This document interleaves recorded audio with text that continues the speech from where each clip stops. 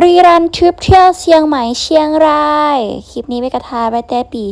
2024เดือน11นะทุกคนเมกแวะกินข้าวอยู่ที่ภูเรือหมึกผัดไข่เค็มเมกก็กินเป็นครั้งแรกก็คืออร่อยมากอันนี้ก็จะเป็นบัดเอียงทุกคนอยู่แถวภูเรือเนาะเมกก็บอกชื่อว่าจังหวัดใดนี่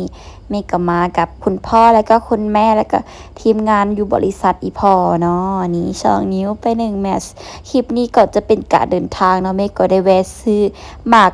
ฝรั่งหรือว่ามักซิดาบ้านเฮาเนาะซิดาแช่บ๊วยกินครั้งแรกเลยอ่ะก็คืออร่อยมากทริปนี้ก็คือเป็นครั้งแรกของเมกหลายอย่างเนาะทุกคนเพราะว่าอยู่แถวบ้านเฮาก็บ่ค่อยมีเนาะก็คือเมกเสียดายแฮงทุกคนบ่ได้ถ่ายเป็นลวงนอนเนาะบ่คิดว่าสิได้เฮ็ดคลิปลง YouTube ทุกคน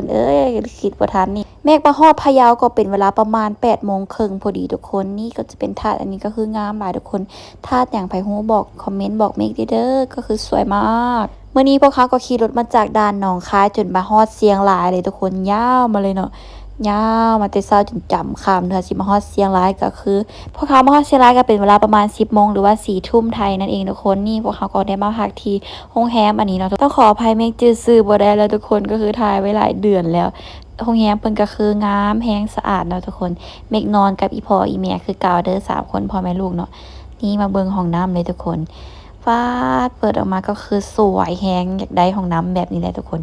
งามเนาะแต่เมกขอตัวไปนอนพักผ่อนก่อนทุกคนมื้ออื่นสิพาไปเลาะอยู่ที่เชียงราย